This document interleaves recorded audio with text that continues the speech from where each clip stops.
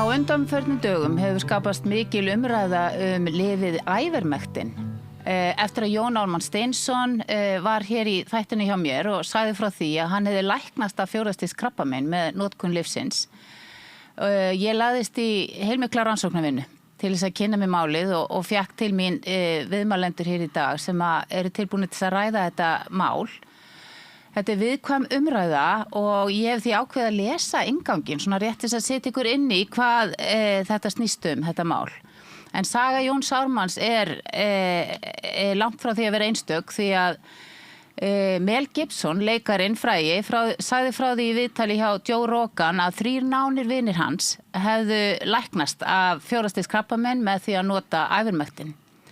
Í kjölfarið mörghundru faldaðist salan á Ivermectin í Bandaríkjunum og mikil umræða skapaðist.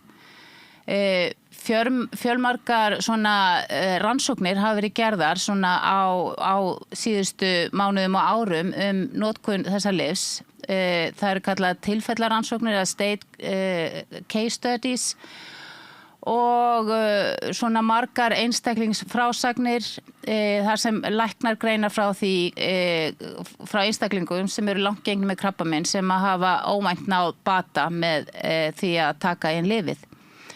En Ivermectin ekki samþykkt sem krabbameinslyf af heilbrigðisyfirvöldum. Það það sem umræðan snýst um. Skýringin að það vantar rannsóknir sem yfirvöld taka mark á. Og vandinn að það fæst ekki fjármagn í rannsóknir á Ivermectin.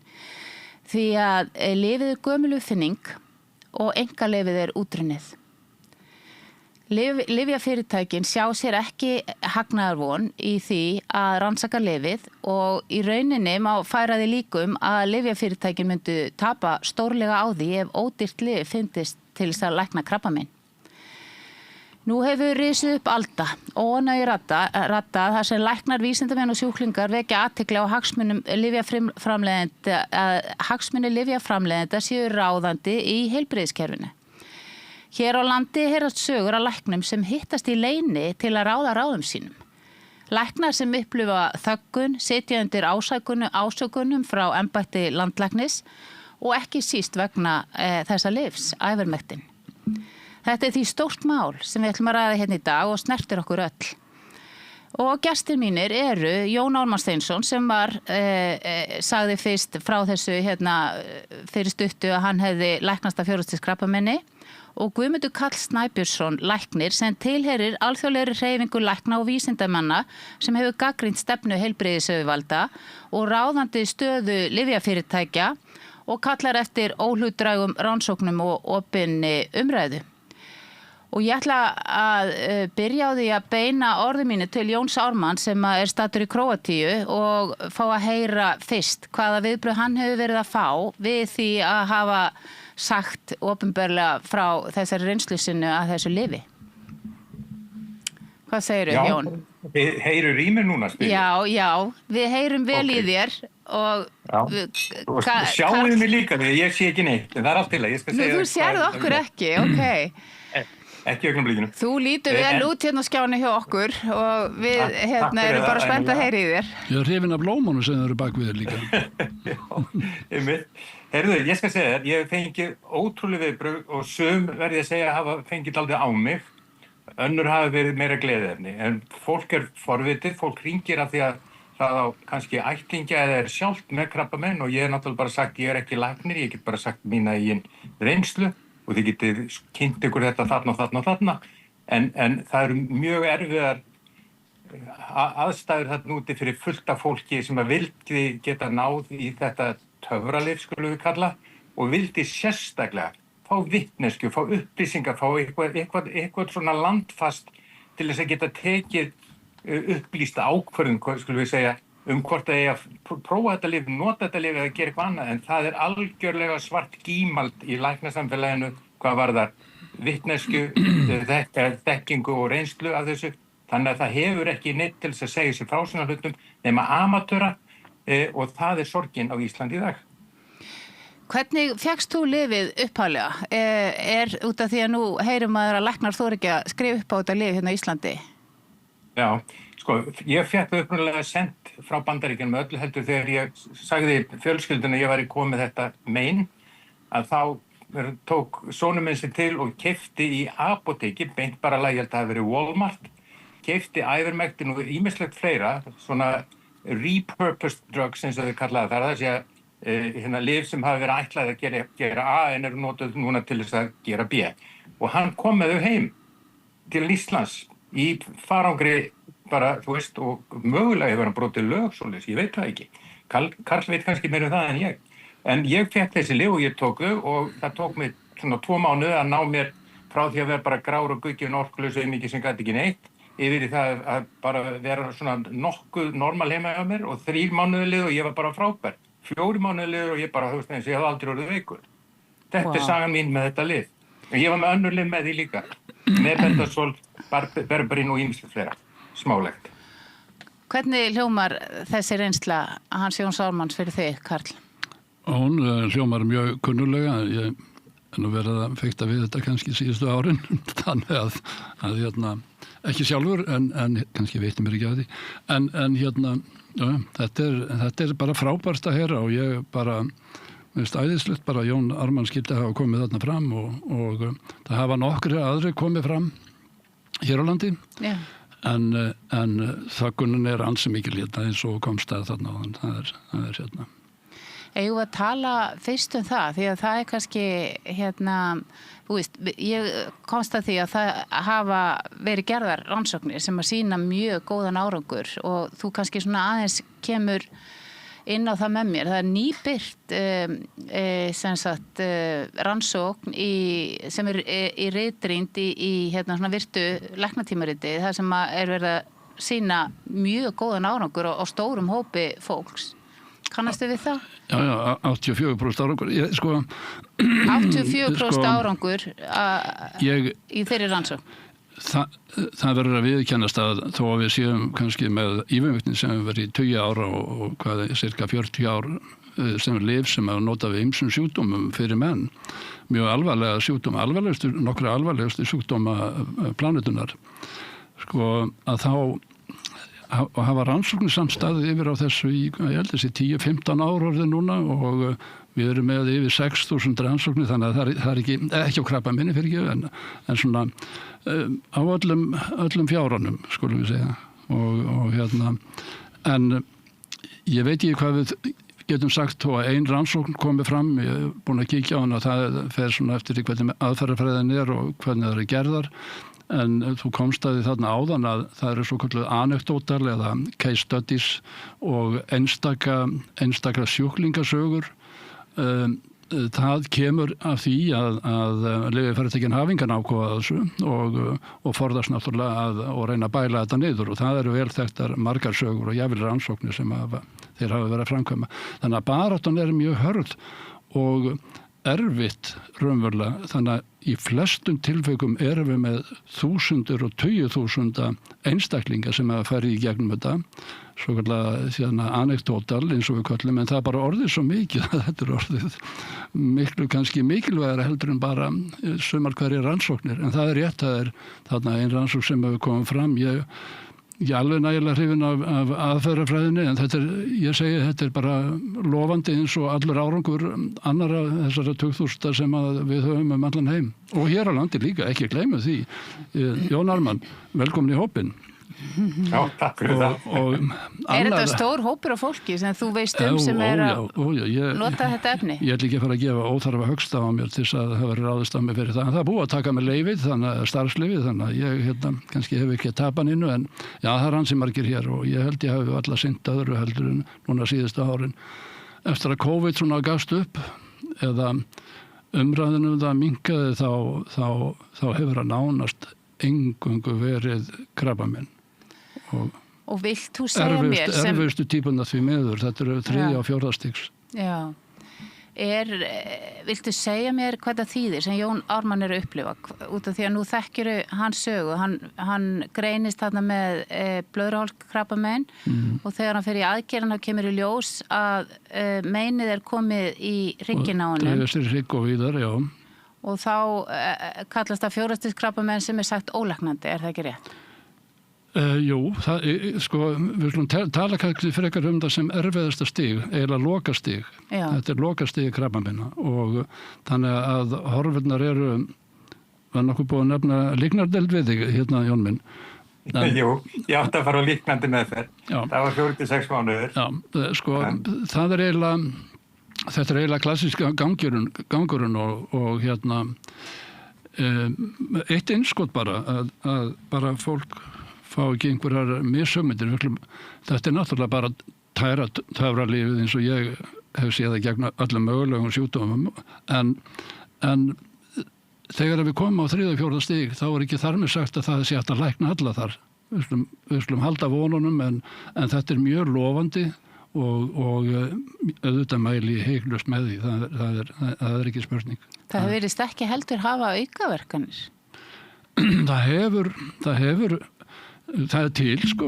Það eru til aukaverkanir, það hlýtur nú að vera. En við sjáum það kannski að þegar að Alþjóð, og ég hef nú ekki mikið álit á þeim, en Alþjóð heilbrigðismálastofnun setur þetta á svokallaðan essentialista eða lífsnauðsynleg lyf og það eru bara lyf sem að hafa gríðarlega mikla verkun eins og penicillin, þetta er á sama stað á penicillin og sem gæði verkunar sem sagt og svo er það öryggi og þá er það náttúrulega þetta er náttúrulega alveg ótrúlega þrengt og ég hefði ekki getað ráðlagt þetta svona almennt bara á Facebook hjá mér, vísindastíðinu minni undanfarin 6 ár nema að því að það er svo víð öryggismörkin eru og bara til að taka það fram að það er eitt einasta skýrsla eða rapport aðalega sem hefur reynt að taka líf sitt með lyfjum, oftast er það hægt þannig að þetta er hættulausara heldur Panodil sem við erum að gefa jafnvel ungbörnum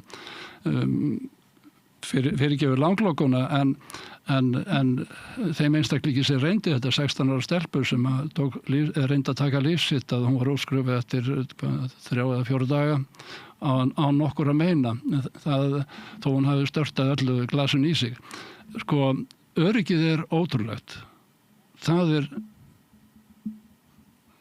er staðfest bara. Já, og ég las það nú einhverjar af þessum rannsóknum og það var einmitt sérstaklega tekið fram að fólk fyndi ekki fyrir aukaverkunum allavega eins og það var notað í þessum rannsóknum sem að ég var að kynna mér.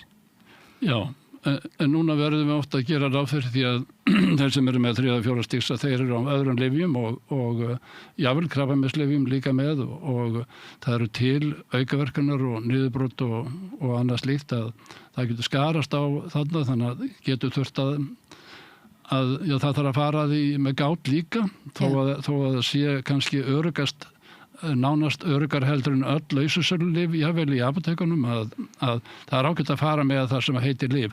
Taka það fram að þetta er ekki framleitt lyf, þar að segja þetta við getum sagt að sé hálfsyntetist en þetta eru náttúruafurð ákveðina baktería sem að mikill meistari sem fekk Nóbelsverðlaun 2015 þegar við það upphaf að hann uppgötar það í mold í Japan fyrir utan golfvöllin sem hann var alltaf að leika sér á. Viltu segja okkur þá sögu, hvernig hann uppgötar þetta og þetta er náttúrulega líka áhugavert að hann fær Nóbelsverðlaunin fyrir það að finna þetta lyf? Þetta er náttúrulega lífefnafræðingur sem er að stunda rannsóknir og hafði náttúrulega, sumir hafa áhuga á golfi líka þannig að hann var að stunda golf en greinlega ekki nefnt að vera að spila þarna því að hann settist út í svona rjóður þarna út í útkantinum af golfvellinum og fór að róta náttúrulega í moldinni sem svona það finnst mér svo dásamlegt og tók hlutaði heim og einhvað fannst hún sérstakt við þetta, ekki að hann hafi séð það hvað árangur þetta hefði en fór að skoða þetta heima og þá kemur eitt af öðru að þetta er stórskrítið áhrifin á varnir hérna þeirra plöntu sem hann var að hérna rækta í þessu og það endaði með samstarfið lyfjafyrirtæki, lyfjareistur sem var Merck og þannig að það eru ákveðin efnahópur sem heitir Avermectin og þeir taka þarna 80-20 blöndu af þessum 2 efnum og úrverður einhvað skrítið lyf sem að hérna læknar alla sníklasjúkdóma, þessum er þetta kallað sníklalyf líka og orma og veirur og bakteríur og allan fjáran. Já. Þannig að jafnvel flensu og COVID, ekki glemum við því ekki.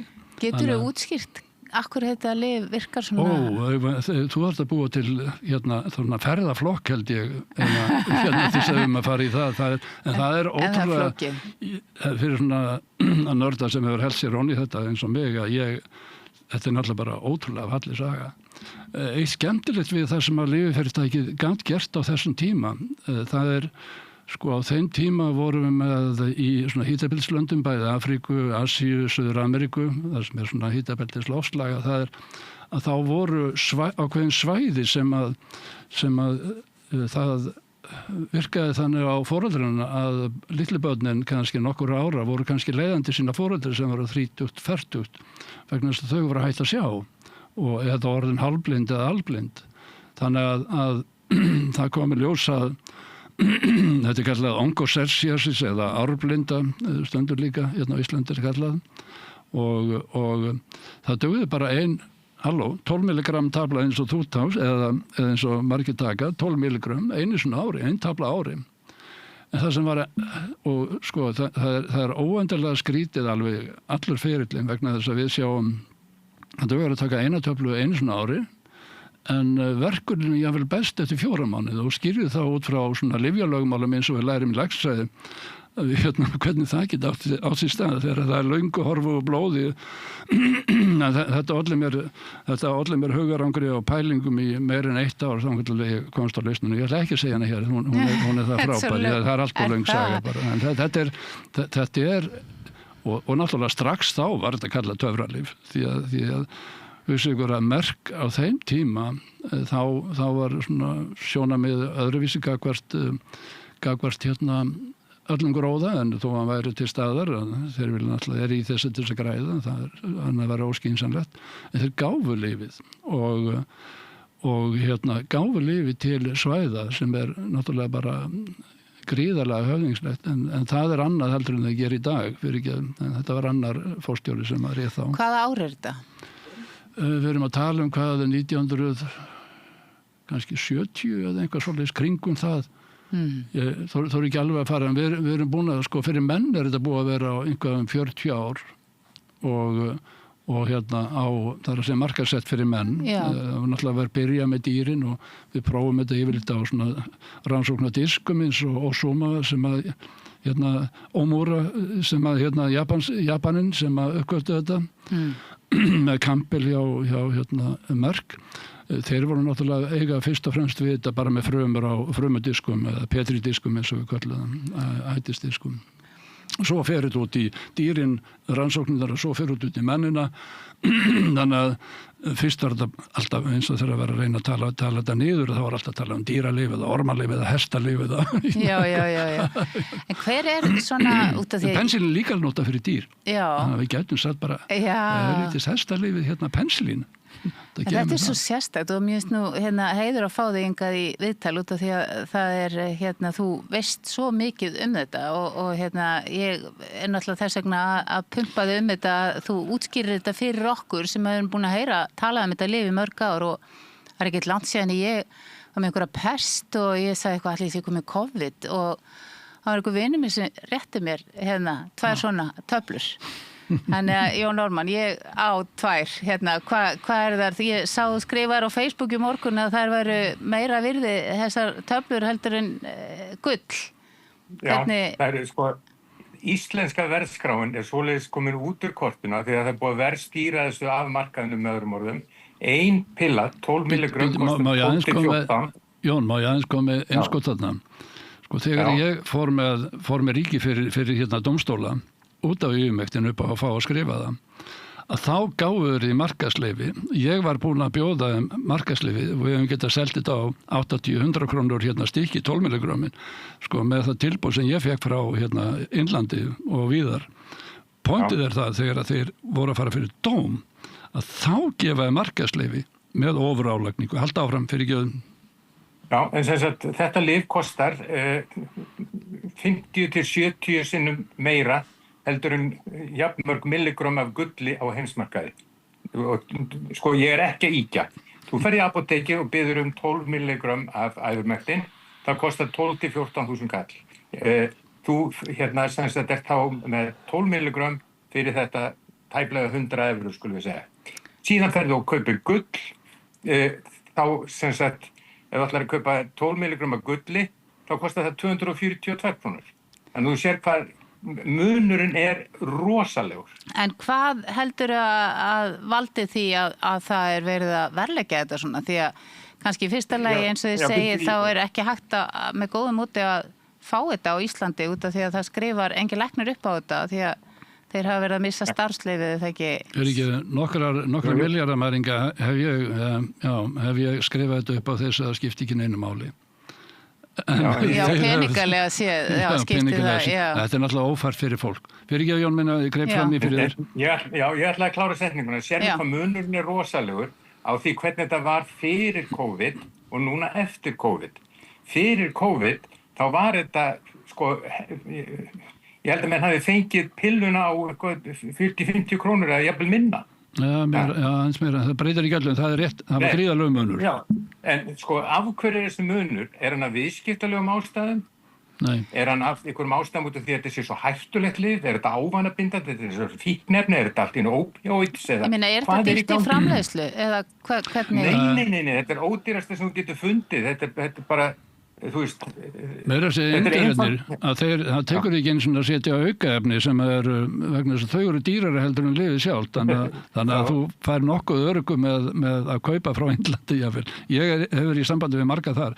Pointið það hvað gerðist með þú varst spurður eða Ásdís, þú spyrð hvers vegna þetta svona. Ég alveg 100% klára því. Þetta bara til þess að hindra fólki að geta nota það.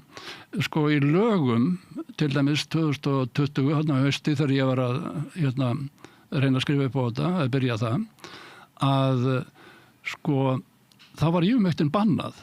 Við vorum að fara í rannsókn. Ég var að fara í rannsókn með lækni og Landspítala upp á að láta alla fá þetta frítt í rannsóknarskyni og þá var þeim bannað allt í hennu og ég fer að skoða Evrópulögin og bandarísku lögin sem emergency use eða fyrir neyðarleyfum þá sér maður að það má ekkert lyf vara á markaði nema ef það að virka vel og þeir vissu það, við vitum það núna eða ég vissi það stuttu setna að þeir vissu það jafnvel 10 árum áður að það var að virka vel á SARS-veiruna eða koronaveirunnar þannig að það var bara gerð herferð til þess að koma því út þess vegna var það banna og þess vegna var það yfirverðlegt. Þú verður eiginlega að tala samt skýrar fyrir mig sko, hver ástæðan bara verðstýring, þetta er það sem ég kalla ad hoc eða í raun og veru þetta bann. Það verður að banna lyfið með ofurverðlagningu. Akkur verið að banna lyfið og hver að banna það og hver að beita sér svona gegn þessu? Við getum farið sko eins djúpt eins og vilt fara. Við förum alla leið hérna. Ég skildi það ekki sem læknir á þeim tíma, þá skildi ég það ekki. Ég vissi ekki hverjar ástæðuna voru, þannig að auðvitað hef ég farið í þann pakka líka. Og þetta sko það var ekki bara verið að banna það, heldur það sem var verðlagt. Ég hef skrifað lyfseðil út alla Evrópu, þar sem meðan ég hafði starfsleyfið og alla tíð og ég sá bara verðið bara hækka eftir því sem að það var meira vitað að það var gegn virt gegn COVID að þá hækkuðu lyfjafyrirtækin og við skulum ekki gleyma stjórnvöld viðkomandi landa og það meðal annars stjórnsýslan hér Lyfjastofnun og þeir samþykja þetta. Ég var búin að bjóða þeim áður ég er í sambandi við fjölda lyfjaframleiðenda, ég vil verið þar í Indlandi ræða við þá og ég var að bjóða það að við hefðum getað selt þetta á kannski, ég veit ekki ég var ekki búin að rekna út allan flutningskostnað og annað slíkt en við hefðum getað sett á innan við 100 krónur íslenskar 12 milligrammin. Þannig að ég sendi mér einn mann til Slóvakíu vegna þess að það var leyft þar tíma og ég fekk töfluna þar eða töfluna þar á 80 krónur minni mig, sko beint út úr apóteki, senda bara til að kaupa 100 stykki. Má ég aðeins skjóta hérna inn í, bara svo við höfum viðskiptalega ramman hér. Það til lyf sem kostar nánast ekki neitt með við krabbameinslyf sem í dag eru 600-800.000 fyrir hvert sjúkling ef að vera að bíða eftir sem líknarlyf eða hvað sem Við erum með lyf sem við vitum að virkar gegn krabbameini sumum allavega Það kostar nánast ekkert. Það einhver lyfjastofnun sem ákveður að það skuli skattleggja þetta lyf svo margfalt með innflutningsgjöldum og ég veit ekki hverju, því ekki það apóteki sem að leggja 8.000% ofan á þetta eða hvað þetta er.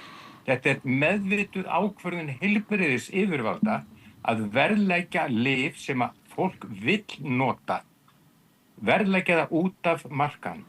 Þetta lýðræðisleg ákvörðun, spyr ég, af hverju einhver 1 tapp eða 2 eða 3 í einhverju ráðuneyti eða einhverju nefndum og ráðum sem getur sagt, nei, við skulum koma í veg fyrir að þetta lyf fari út hérna og hjálpi fólki. Má ég veit ekki hver ástæðan er. Sjáu þið, getið það aðeins útskýrt fyrir mér, hvernig þetta getur gerst? Ég er bara að reyna að átta mig hvernig kerfi virkar. Málið er ekki heilbrigði. Forgangsatriði er ekki heilbrigði. Það er það ekki. En þið eru að gefa í skinn að það eru lyfjaframleiðendur, nei, þið viti kannski eitthvað líka meira en ég. Þið verða að segja mér þetta, en nú er ég að spyrja bara fyrir hönd almennings hérna í landinu. Já, þetta er góð spurning, ég veit hvað er á vöruninum. Það er ekki lyfjaframleiðendur sem er að framleiða lyfið. Það eru aðri lyfjaframleiðendur sem er að framleiða lyf sem myndu verið í samkeppni við lyfið. Já. Ef að lyfið hindrar sjúkdóma, þá er það strax orðið óvinnur vöru sem að þarf að vera helst selt til þess að bæla einkenni og í nánast áskrift, því að þannig er tekjumódel þessara stóru aðila sem er í þessum bransa og þeir hafa keypt upp verksmiðjur út allan heim sem hafa framleitt ævermektin sem er ekki einkaleyfa háðlengur og þeir hafa lagt þessa verksmiðjur niður og hér erum við á Íslandi farnir að hafa okkur eins og við séum varðmenn utanum hagsmuni lyfjafyrirtækja með því að verðleggja ævermektin upp fyrir skorsteinin. Þetta er gallin í kerfinu. Þetta er kerfisvilla sem að þyrfti að laga. En það sem ég er þá, og við eigum rétt á því að fá þetta lyf. Þetta er mjög áhugavert og í það sem ég er þá að reyna að skilja er lyfjafyrirtækin að beita sér, er landlæknir að verða fyrir áhrifum frá lyfjafyrirtækjum varðandi ákvarðanir fyrir hagsmuni almennings? Ég meina... Það er ekki best að ég svari því. Já. Það er bara eitt orð, já. Næsta spurning. Vilt þú segja þetta við mig hérna? Já, ég meina, sko, mjög skemmtilegt þegar ég fór með fyrir dómstóla þá fékk ég öll gögn í samskipti hérna landlæknisembættisins og lyfjastofnunar og jafnvel lækna Landspítala. Það er einn þar skemmtilegast þegar sóttandarlæknir sem að lyfjastofnun leitaði til einu sinni enn eftir 6 mánuði eftir að búin að neita mér að skrifa upp á lyfseðla upp á yfirmyktin þá sendi þá yfirmaður deildarinnar eða lyfjasveitinganna ennþá meil til Þórólfs Guðmundssonar og hann sparaði þessu skemmtilega sem ég á að prenti og af hverju má hann ekki fá lyfið, segir Lyfjastofnun. Já, hættið að spyrja með þessu. Ég veit ekkert þetta lyf en hann má ekki fá það. Wow. Hvernig viltu öðru í þessu svar? Ég kann alla söguna varandi lyfjafyrirtækjan og hvað annað liggur á bakvið. Viltu aðeins segja mér hana? Lyfjafyrirtækjan, hvernig beita þau sér? Ef þið eru hérna að segja mér að lyfjafyrirtækjan beita sér þannig að þau komi veg fyrir að það sé nota lyf sem virkar. Það er alveg rétt sem að Jón Ármann er að segja. Það er sko, þetta lyf er löngu síðan komið út af engalyfum þannig að lyfjafyrirtækin er ekki að græða neitt á þessu og þetta hefur verið selt gegnum árin áður en að COVID kom á mjög ódýrt og það er ennþá að fá það ódýrt. Ég var verið að bjóða mér á 30 krónur töfluna frá Indlandi í gær áður en ég væri búin að flytja til landsins. En sko, burt sér frá því sko að við vitum að við getum örugglega útvegað þetta lyf, við getum farið bara til Indlands og keypta, en það sem ég er að hugsa hvað er að gerast í kerfinu okkar sem að hljómar svolítið óhuggulega? Áður fyrr, eða í upphafi eftir það var nú starfandi að vísu út í Svíþjóð en þá stofnuðum við fyrirtæki eða vorum í samstarfi, ég fyrrverandi landlæknir og hefum að lyfjamála hér á landi og ég fór til ferð til Indlands og var að semja við lyfjafyrirtæki. Heimsótti mörg fyrirtæki. Málið er það og þar var meðal hans Actavis sem var í uppgangi þá. Málið er það að það er þetta flytja undir Kýpur, það er algengt, Kýpur eða Möltu eða Rúmeníu, Búlgaríu, þar sem millilíði og síðan hækkar verðið alltaf á þeim tíma. Þeir kaupa það kannski á 20 kall úti og það flutt til annars lands, það hækkar það kannski nokkur 1000% og þegar það kemur síðan til einhvers byrgis yfirleitt oft í Danmörku til dæmis að þá byrjar reiknireglan vegna þess að það ákveðna reiknireglu sem Lyfjastofnun má samþykkja og þannig að þá þetta bara orðið allt annað verð. Þannig að þeir stýri sig bara eins og þeir vilja, þeir með skúffufyrirtæki allt. En það sem ég kannski að spyrja það í rauninni hvort að sé einhver að misbeita sér. Þetta var misbeiting. Og þið eru, ég heyri það, þú hefur upplifað að út af því að þú vilt nota þetta lyf, þá ert þú... Ég samninga við þá sjálfur, en pointið raunverulega það sem aðalatriði fyrir mér að með lögum að það var í beitt þannig, þeir hefðu aldrei fengið neyðarlyfin á bóluefnin. Það málið. Þetta lykilatriði, lykilpunktur. Þeir hefðu aldrei fengið leyfi til að setja þessi neyðarleyfi á ef þeir hefðu farið að samþykja að yfirmektin væri virt gegn því. Ok, en nú ég alltaf að fá aðeins að spyrja þig út af því að ég vil skilja. Þegar COVID var þá var hópur á læknum og heilbrigðis menntuðu fólki sem var að segja að æfirmektin gagnast til þess að koma í veg fyrir COVID og jafnvel að þeir sem hafa fengið COVID eru fljótir að ná sér. Það var það ekki hópur á læknum, það var bara ég held ég. Jú, ég heyrði fullt af fólki á þessum tíma sem að... Jú, það voru margir sem að tóku því. En ertu að segja, stendur einn í þessari baráttu? Er þetta ekki... Ég hef stuðning margra kollega sem hafa hringt í gegnum tíðina, en það kannski þeir hafa ekki komið fram, ekki út úr skápnum fyrir ekki. Já. Þetta endur áhugavert. Er hópur af fólki... Það mikil kúun í kerfinu og bæði frá landlæknisembættinu og heilbrigðisráðuneytinu og það hefur verið mikil kúun í gangi. Menn haldi ekki stöðum ef það síðan að fara að tjá sig þetta. Menn bara haldi ekki stöðum og það kemur í ljós líka bara, það að lokum að þá sviftaði mig leyfi vegna þess að ég læt ekki þakka mig niður. Ef ég má setja eitt inn innleggum þetta, ég nú alveg upp í kaþólskunni eins og ég svo oft bent á. Ég held að þessi bara nokkuð svona rannsóknar réttur í gangi heilbrigðislegum skilningi og það, ef ykkur ekki inn á rétt trúnaðinum, þá honum hengt eða hann útskúfaður. Látt ekki svona, Jón, þetta er sömu aðferði. Ég hefur verið margbenda á þetta er sömu eins og brendu Giorgiano Bruno og hótuðu Galileo, látt ekki svona, þetta er bara eldgömmul saga. Já, en nýjasti kaplinn í henni kannski rúmlega aldar gamall. Það að segja að það þurfti þvílík átök að fá lækna til þess að samþykkja þvo sér hendurnar eftir þeir voru í líkskurði og færið yfir í að taka á móti börnum.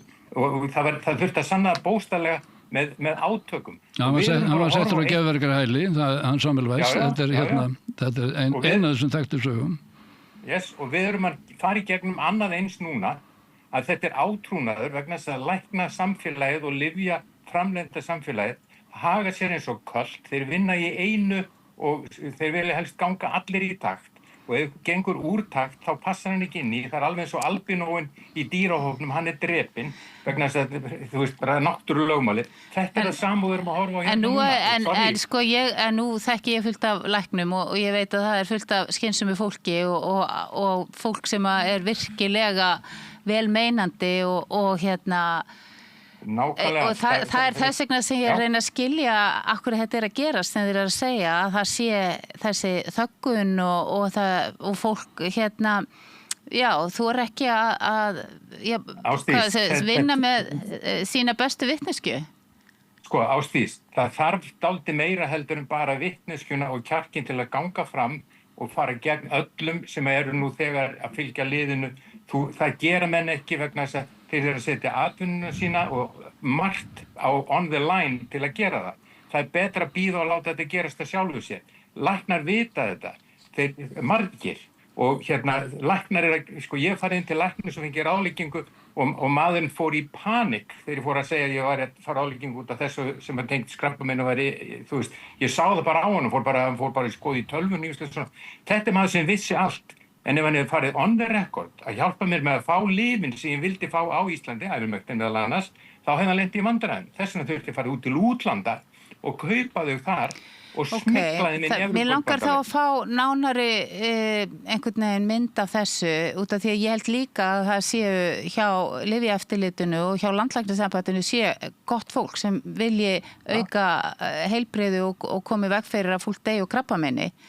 Hvað viljið útskýra fyrir mig, hvað gerist þar?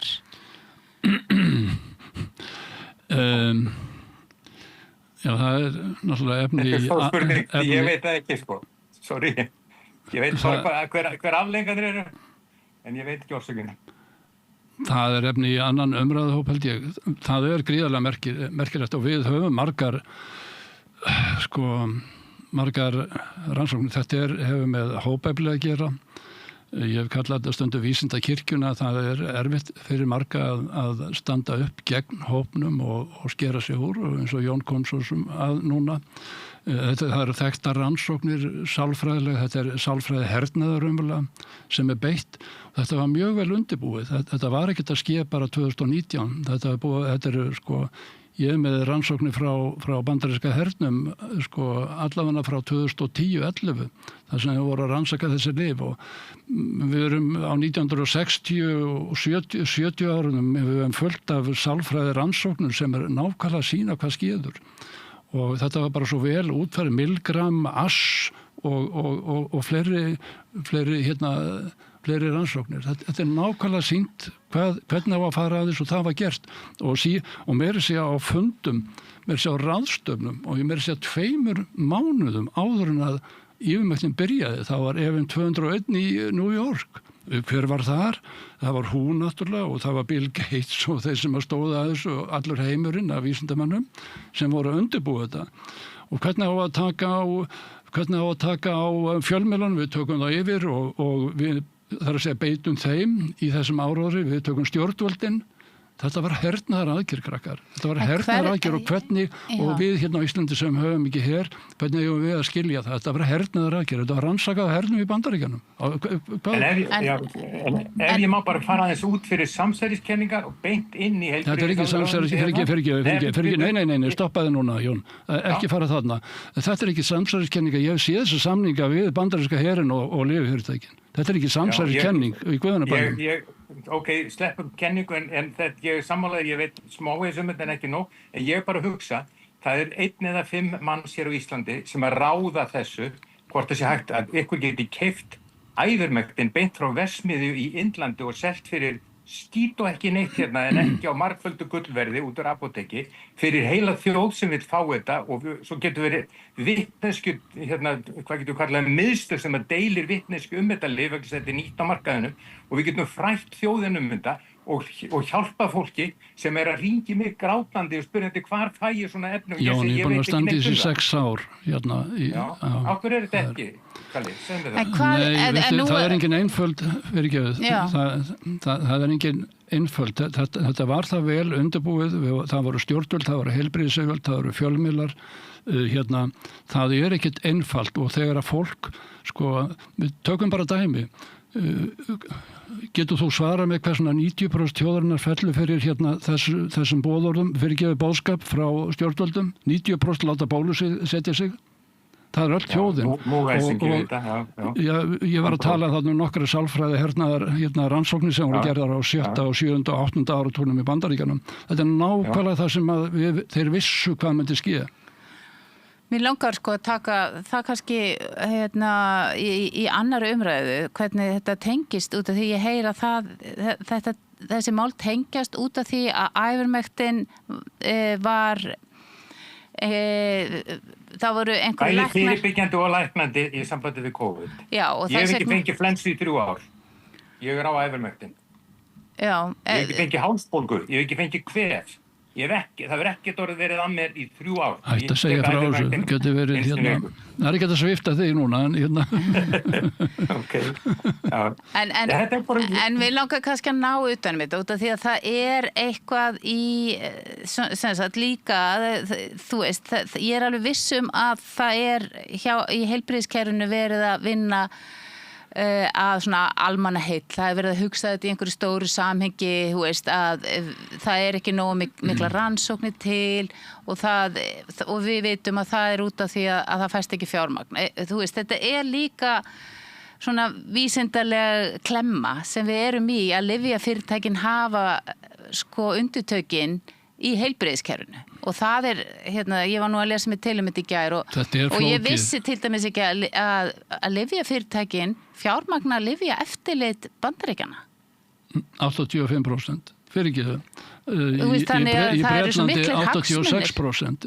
Þannig að lyfjafyrirtækin er að stjórna, þau hafa öll tögl og ráð í hendi sér. Já, viltu taka Alþjóða heilbrigðismálastofnunina? Þeir eru fjármagnaðir 88% af lyfjafyrirtækjunum og þeir sem hafa ítök þar. Láti ekki svona. Kerfið bilað. Ég meina, við erum með, sko, það er ekki bara þessi stjórn og það er að segja stjórn lyfjamála eða verðlagningar og hernaðarþátturinn sem stendur á bak við þetta. Allt kerfið okkar er bara í miklu fokki. Þetta er náttúrulega fréttin í þessu. Fyrir mig allavega er þetta rosalega hræðilegar upplýsingar. Þeir eru í rauninni að segja að og hvað gengur lyfjafyrirtækjunum til? Eru þau ekki að reyna að lækna fólk? Halló. Jú, örugglega. Vegna sem þeir verða að gera það með hagnaði en það er ef þú hleypir ævermektin út allt og þau kemur í veg fyrir sjúkdóma þá ertu búin að kvætta 3/4 markan. Ég veit ekki hvað, ég hef nú bara giskað þetta út í lofti, sko. Þetta er miklu flóknara, svona matrix, heldur við hér getum ímyndað okkur allan heim hvernig þetta virkar. En mér langar bara til einbita bara Íslandi. Ég sagði áðan að samning, þar að segja lyfjafyrirtækin, gerðu samninga við hernaðaryfirvöld Bandaríkjanna. Við höfum haldið áfram.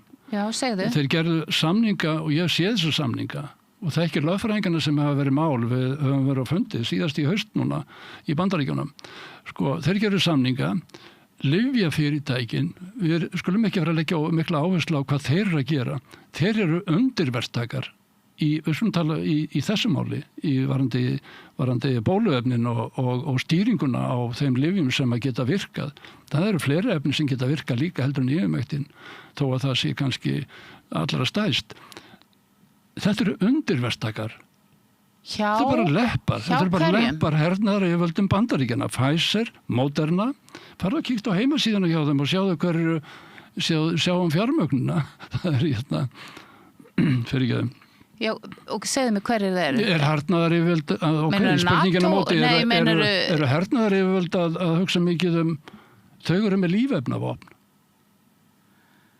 Ok, það er það sem þau hafa verið að rannsaka. Meinarðu það að sé á endanum forseti Bandaríkjanna sem að sé að stýra þessu, hvernig heilsu okkar er háttað heilbrigðiskerfi í heiminum? Það er nú álitamál hvort að forseti Bandaríkjanna sé yfirleitt að stjórna neinu þar, hvort það sé ekki stjórnað af sem við kalla deep state eða deep shit, ég kalla deep shit, en hvort það sé ekki leina þjónustu og svona raunverulega öðrum svartar öflun sem er þarna bakvið. Þetta er ekki eins og samsæriskenning.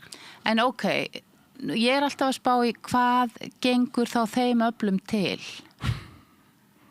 Er það að græða pening? Er það reyna að, þú ert vonandi ekki að reyna að leita að einhverjum samtali eftir Bill Gates sem er einn af þessu stuðningsmennu bóluefnana sem að sagði að við ætlum að fækka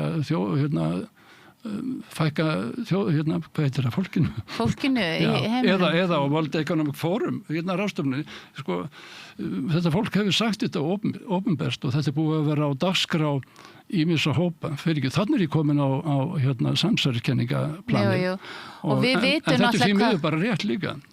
En við vitum hvað gerist. Þegar við missum trú á yfirvöldum þá förum við að leita ýmissa skýringa og maður sér alveg að þetta er einhvern veginn, það er svona einhver ósangirni í þessu máli finnst mér þegar ég heyri af Jóni Ármanni og öllu þessu fólki sem er að leita leiða til þess að læknast og halda heilsu og þá erum við að reka okkur á að við heyrum og sérstaklega með fyrir að heyra að læknar eru farnir að taka sér saman og tala einhvern veginn neðanjarðar hvernig þeir hugsa og hvað þeir vilja en þú ekki að koma fram með það. Það er svona líka einhvers konar, ég veit ekki eiginlega hvað orð ég á að nota yfir þetta, en ég verð pínu hrædd þegar ég heyri ykkur tala.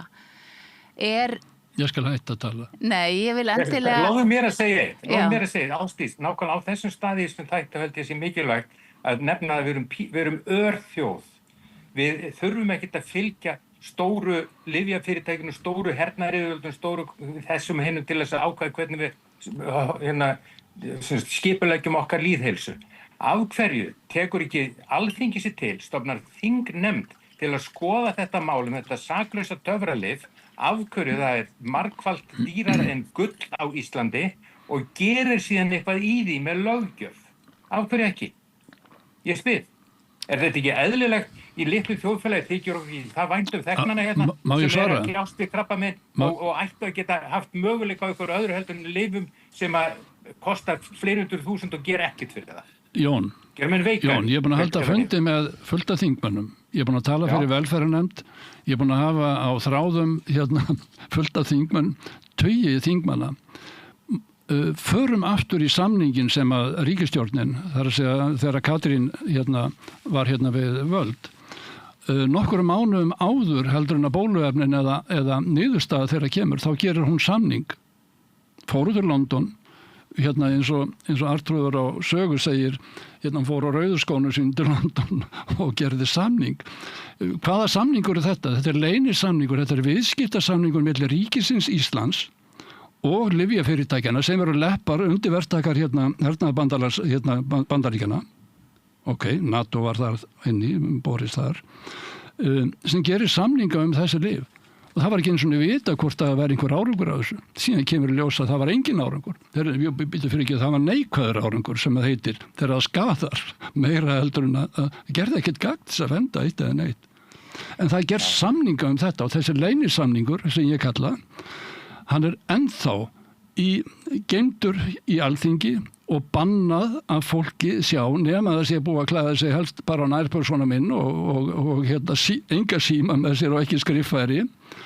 Þetta er að vísu sami samningur sem var gerður við fleiri lönd og meðal annars Króatíu og fleiri lönd og sem ég hef birt og ég held ég hafi verið fyrstur sem að byrta fyrir Wikileaks þennan samning upphaflega.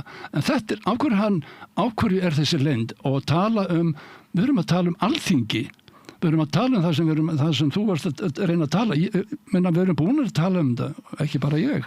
En það er náttúrulega, við erum að fylgja... Það er enginn sem þorir að gera neitt í þessu. Það er enginn sem þorir. Við erum með huglaust fólk í embættum, í stjórnsýslunni. Við erum með, jafnvel sem lætur blind stjórnast af erlendum aðalum, hagsmunaöflum sem ég vil ekki vera að nefna einu sinni enn. En þú segir þorir. Hver er hættan? Er það rétt að fólk verði missi vinnuna eða verði útskúfað eða segir? Eitt dæmi sem ég hef eiginlega aldrei sagt vegna þess að ég vildi aldrei að bitnað á honum. Ég var í samningum 2020 við Lyfjastofnun, reyna það að fá lyfið á markað. Ég vildi framleiðslu hér á landinu líka. Það voru aðalar sem ætluðu að framleiða. Og það er þegar framleitt á einu stað hérna á landi sem ég ætla ekki að fara að minnast á núna heldur. Pointið var það. Er æðurmektin framleitt á Íslandi? Já, eftir nokkra eftir nokkra mánaða samtal þá hringir hann í mig og segir Kalli, ég ætla að láta þig fá lyfið. Það er mikil óalda hérna, það er að segja ósætti hérna innan stofnurinnar. Ef þú kemur strax, þetta var á sunnudagsmorgni klukkan 9.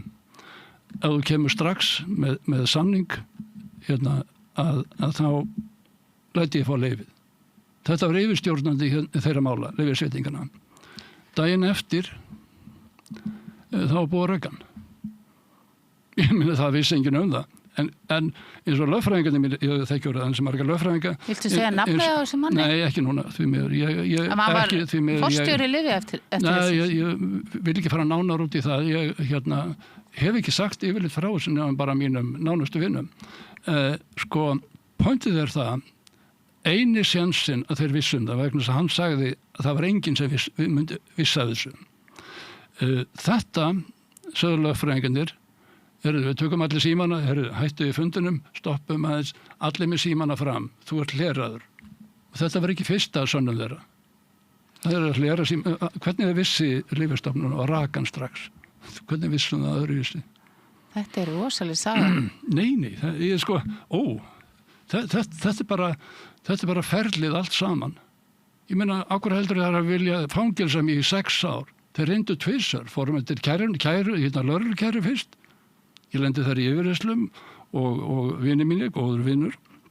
Og síðan fer það, þeir vildi ekki taka það, þá er að fara til ríkislögmanns. 6 ár. Hver var ásökunin? Ákæran? Ég var að minna, á fjölmiðlendur á þessum tíma, þá sagði Rúna, hlustiði bara á það sem hvernig þið sögðu. Það er allir vonandi sennilega búin að gleyma þið núna.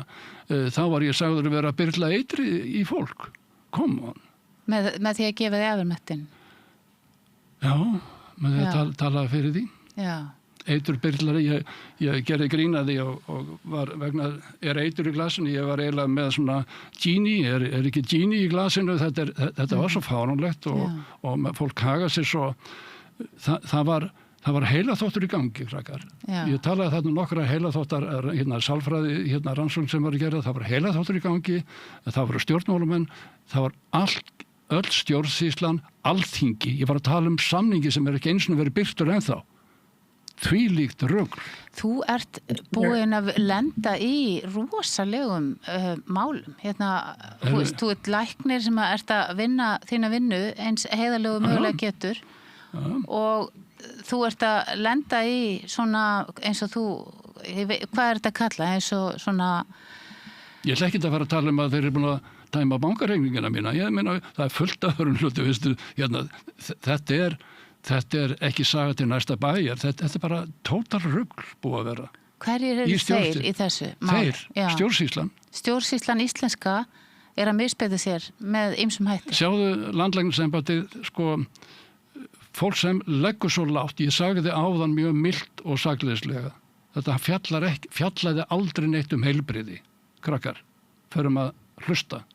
Ég er búin að segja þetta í 6 ár. Það verður ekkert með heilbrigði að gera.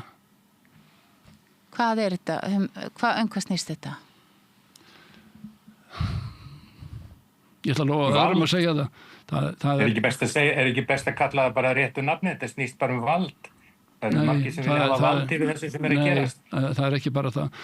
Ég birti grein í Mokanum 14. júlí 2023. Það er komið 3 ár síðan. Og hún hét hví bólusetja gegn COVID-19. Ég endaði greinina með að vitna í OSAPK, það er að segja nefnd Sameinuðu þjóðanna og hvernig hún skilgreinir þjóðamorð. Hvað viltu segja okkur? Bara lestu greinina. Þú getur ekki fundið henni eins og á Google-inu. Ég á hana til. En þú, þú er búin að missa vinnuna, Starfsleyfið, já. Og það er erfitt að starfa sem læknir á Íslandi ef þú ert ekki með starfsleyfi? Það er ekki að vera hægt. Ég hef hækkað prísinn helming, þannig að þetta er djók, fyrir ekki kaldanina hjá mér. En pointu, ég vil ekki það sem vera að gera mig að einhverju, ég vilja forðast að hinga til. Það er, reglulega búið að vera svarturleikur allan tíman. Við höfum ekki verið að stunda lækningar. Ég er ekki að segja, þú segir alveg réttilega, við skulum ekki blanda öðrum hlutum inn í. Vissulega er velmeinandi fólk og góð orðin, þú þarft ekki að hlusta á pólitíks líka, það er allt mjög fallið allavega í kosningalofurunum, en síðan getur verið snúið við og innihald orðana er ekki alltaf á bakvið það sem sagt er. Við höfum að fara að geta að skoða fólk líka, skynja fólk hvort það sé að segja hvað vitið ekki. Varðandi COVID hefur nánast ekkert verið sagt að viti. Akkur heldur það hafi ekki viljað gefa mér þegar ég er búin að skoða hagstofugögnin, akkur heldur það vilja ekki láta mig fá gögn sem ég er búin að biðja mig 2,5 ár. COVID-gögnin, ég hef verið á fundum með bandarísku þingnefndum út af þessu, öðrum út í Evrópu, ég er með bestu vísindamenn á plánetunni sem vilja vera með. Akkur heldur þið vilja ekki láta það? Viltu segja okkur aðeins frá því? Þetta er yfirþyrmandi, það er ekki hægt að segja þetta raunverulega ekki rólega allan og ekki svona... Ég sé þetta auðvitað snertir þetta er svona... Þetta er svo gali kerfi. Ég vissi hvað ég fór út í. Þess vegna segi ég, einhver sagði nýlega, grátiði mig ekki. Ég vissi hvað ég var að gera. Ég vissi hvaða afleiðingar þetta hefði. Ég vissi alveg hvaða afleiðingar þetta hefur að standa upp gegn valdinu. Ég vil þó að sé mitt eigi fag. Þetta er ekki lækningar sem við höfum verið að stunda. Það er bara því miður. Kalli, er ekki lausnin svo að fræða fólk og er ekki hægt að fræða fólk þannig að allir viti hvað er að gerast í þessu með sannleikanum bara, þú veist, það sita allir með enga þekkingu og er að taka ákvarðanir. Það kom einhver lyfjafræðingur í viðtali í Bylgjunni átt að fara að tala um hvað ævermektin væri gott eða vont, kallaði það töfralyf og hún var bara bókstaflega að lesa um það á Wikipedia á leiðinni í útsendinguna. Hún vissi ekkert. Þetta er galið, hvernig þetta er. Ég tek alveg hjartalega undir öll orð sem þú segir, Jón minn, en ég hef búin að vera að reyna að fræða í 6 ár, ég hef búin að reyna að fara til Alþingis, ég hef búin að reyna að fara til stjórnsýslunni, ég hef búin að stofna, ég er meðstofnandi að stærstu lækna og vísindasamtökum heims núna, ég hef verið á þingnefndum hér og það, veistu, fræða, jú, ég vil gjarna fræða fólk, en fólk þarf þetta hefur verið svo svart og hvítt. Það hefur verið svo, sálfræðihernaðurinn hefur verið það sterkur að fólk getur ekki einu sinni fjölmiðlar. Sjáum við hvernig fjölmiðlar hafa hagað sér ég meina, það er lykillinn að því hvað kom út úr hvað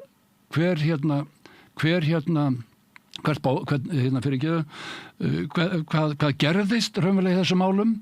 Það er að ég fá á gögnin og við getum unnið úr gögnunum, þá getur fólk séð svart og hvítu. Ég held að það er grunnur þess að við getum fara að vinna okkur út úr þessu. Við höfum ekkert uppgjör, við höfum samt búin að semja ný sóttvarnalög sem ég er með núna hjá umboðsmanni til þess að fara yfir vegna þess að þetta er svo galið. Við lærum ekki að reynslunni. Við gerðum vitleysu að mínu mati, alveg hræðilega vitleysu. Ég er búin að rekna með Hagstofugögn og umframdauðsföll yfir 3000 manns núna á síðustu árum. Við erum að tala um hlut sem á ekki geta gerst í tilverunni. Þetta eru staðreyndir, Hagstofugögnin, en ég vil fá hinn gögnin líka þannig að við vitum, þannig að ekki til að ásaka fólk, ekki til að fara að stinga fólk inni, ekki til að fara að hengja eða brenna fólk. Það hef engan áhuga á því. Þú vilt réttlæti. Við breytum hlutunum, við gerum þetta þjóðfélag betra. Ef að þú fengir núna að öll gögn, alla sem sagt, allt yrði með þeim hætti sem þú óskar þér, hvað myndi breytast í kerfin okkar? Við verðum að horfast bara í augu við það sem hefur verið að ske.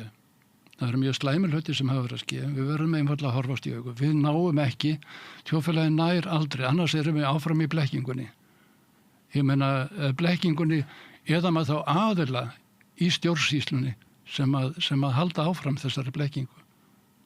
Hvað er þessi læknasamtök sem þú vísar í og ég veit að... World Council for Health þýttir það. Já. BIRD og World Council for Health. Þú segir, þetta eru stærstu samtök lækna og vísindamann í heimi. Já, ég þóra ekki að segja það. En allavega, þetta er stór hópur af fólki sem er þá meðvitað að skoða hvað er gott fyrir heilsu og hamingju fólks. Við sem að byrjum að orða þetta, stofnaði samtök, að hún var búin að vera í 1 eða 2 áratugi sérlegur, svona læknisfræðilegur ráðunautur fyrir alþjóða heilbrigðismálastofnunina. Meina, fullt af, það er engir kallar þarna inni bara. Þetta er endalaust af fólki. Og líka leikmannu sem Jón gæti vel somt sér þar í samtökunum. Meina, það er engin gráða eða titlar. Nei. Þekkingin er betri heldur en titlarnir. Og hvað er verið að ræða? Þegar þú segir þekking, þá er þetta bara þannig að enginn á Íslandi getur tekið upplýsta ákvörðun af því að vitneskjunni er haldið frá okkur. Þetta er það sem er svo skrítið við þetta. En ég get nú sagt ykkur að ég fekk... þegar að búa, ég kalli það vísindakirkjuna sem við stundan núna síðustu árin og þá ég vísindakirkju, það bæði landlæknisembættið, heilbrigðisráðuneytið og það við læknissamtökin, láta þau vera þarna, en við erum að tala pólitíkina og þetta samkrull sem að hefur haldið niðri. Ég var settur á svartalistan, hugsaður svartalista, það svona innlendir hryðjuverkamenn fyrir það að tala sem hefði oft verið í fjölmiðlum og áður. Ég meina það má ekki ræða við mig. Þetta ritskoðun sem hefur verið svo gríðarlega hörð allan tíman, þekking kemst ekki inn í og ég var að benda þarna á 90% sem hefur látið bólusetja sig og ég er ekki ásaka neitt, bara áróðurinn svo sterkur að fólk bara, það vill trúa yfirvöldum, það vill trúa mannum eins og læknum og ég guðinu bara trúið mér ekki heldur, kynni ykkur bara hlutina, það vill trúa yfirvöldum en það ekki hægt vegna þess að þau hafi verið hertekinn nánast. Mér lokar núna aðeins að ná utanum þetta. Þú veist, það örugglega erfitt að vera að reyna að stjórna þessum málum og ég trúi því að það séu fólk sé að reyna að gera sitt besta og en má ég spyrja ykkur? Ég ætla aldrei að fara inn á þessa hluti. Ég kom inn í morgun, alveg, þetta svo fáránlegt að það bara fólk heldur að sé statt í einhverju ævintýri. Ég held að það sé svona erfitt, kerfin okkar séu erfið og það séu hagsmunir og það sé ótti við að einhvern veginn að hafa aðra skoðun og að það er skelfilegt en mér finnst í þessu máli sérstaklega alvarlegt að það fáist ekki peningu til rannsókna og það sé ekki leyfilegt að ávísa þessu ef að fólk vil fá þetta og núna langar mig að spyrja út af því að ég fór í dómsmál, það er leyfilegt ég fór í dómsmál og þá var það leyfilegt þá gáfu við leyfi fyrir því dómstólinn segir það. Okay, ég sendi bréf til heilbrigðisráðuneytisins, það var náttúrulega hálfgerð kaldani, ég átti ekki von á svari. Sagði mér, nú dómurinn búinn að taka afstöðu, það má nota þetta lyf. Nú vil ég sendi til hvers einasta læknis, hann getur óhrættur skrifað upp á þetta fyrir COVID eða hvaða sjúkdóma sem hann telur, samkvæmt lyfjalögum, að hann hafi rétt til að skrifa það. Auðvitað fór ekkert bréf frá þeim, en ég varð að senda. En þú ert með fréttir hérna. Getur núna hver einasti íslensku læknir skrifað upp á þetta lyf? Já, en það sem að þeir gerðu samtímis, dómur getur aldrei tekið afstöðu til hvaða verðlagning er. Dómur tekur bara afstöðu til þess að það er búið að leyfa þetta núna, en það sem að, heilbrigðisyfirvöld, raunverulega er æðstustofnun, lyfjastofnunar, landlæknis og Nú skil ég verðhækkunina. Þú ert að segja verðhækkunin sé út af því að það er leyfilegt að nota það en þá þurfum við að segja það, að stoppa það öðruvísi með því að hafa verið svona hátt. Ég reiknaði eins og í tilfelli ég setti inn á Facebook hjá mér, ég reiknaði út hvað kostar raunverulega, ef þú ert að taka 8 töflur til dæmis í yfirmektin sem kosta 90.000 kall á dag ef að maður fer til verðlækningu apóteksins hérna á Íslandi. Ef þú notar yfirmektin í öðru formi hér á landi sem að er fátt vitað að þess til, að þá kostar 137 krónur staðin fyrir þar að segja staðin fyrir 12.000 krónur fyrir ekki Skammturinn. Þetta kostar 8,5 milljónir. Hvað er búin að taka þetta lengi, Jón minn, núna? Já, ég er búin að taka þetta ég hef verið á kúrnum 4 mánuði, 4,5 og svo tók ég 3 mánuði pásu og svo fór ég aftur og nú er ég bara einhverja lágmarks bara til að viðhalda mig. Ég hafi tekið 6 eða 7 mánuði á þessum kúr til þess að drepa þetta með. Þá skal ég segja nákvæmlega hvað þetta hefði kostað þig, vegna þess að þú hefur sennilega verið í kringum 8 töflur á dag. Já, plus mínus, já. Já, ég reknaði það út og byrsti það á Facebookinni. Það kostar eftir 3 mánuði 8,5 milljónir. Nú ef að þú segir að hafi tekið í 6 mánuði þá hefði þetta verið 16 milljónir. En taktu það með þessu íslenska verðlagi. Íslenska verðinu, já.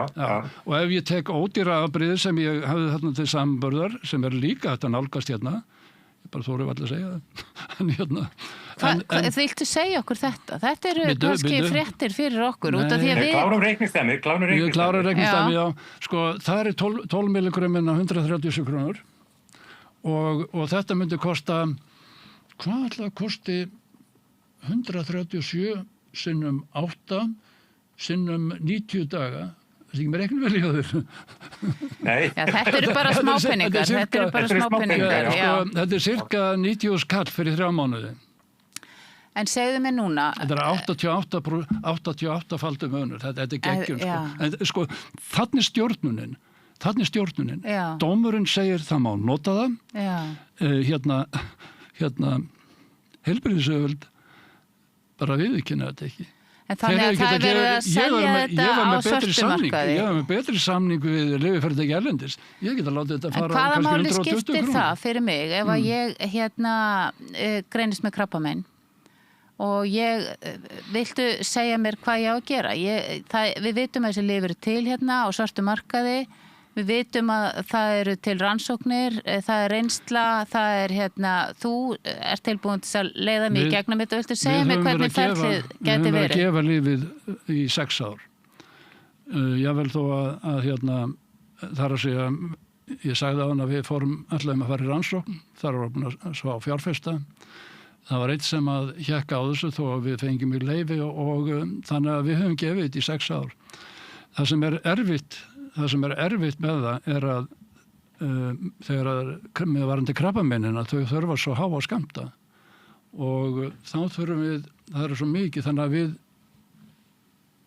höfum takmarka magn sem við náum að koma inn til landsins. En þessi íslenski framleiðandi, er hann að gera gagn? Ekki fyrir okkur. Nú er það ekki? Ég er að byrja að ræða við þá. Já. Svona sjá. En segðu mér út af því að nú gerir ég ráð fyrir að einhver fái von sem er að hlusta á okkur og öll þekkjum við einhvern sem er að berjast við krabbamein, þannig að þetta er dauðans alvara sem við erum að ræða. Viljið segja mér hvernig á fólk að snúa sér núna? Ég er búin að vera bara í samtölum núna bara hefði á hverjum einstu degi 10, 20, 30 manns að ringi mig út að nákvæmlega þessu.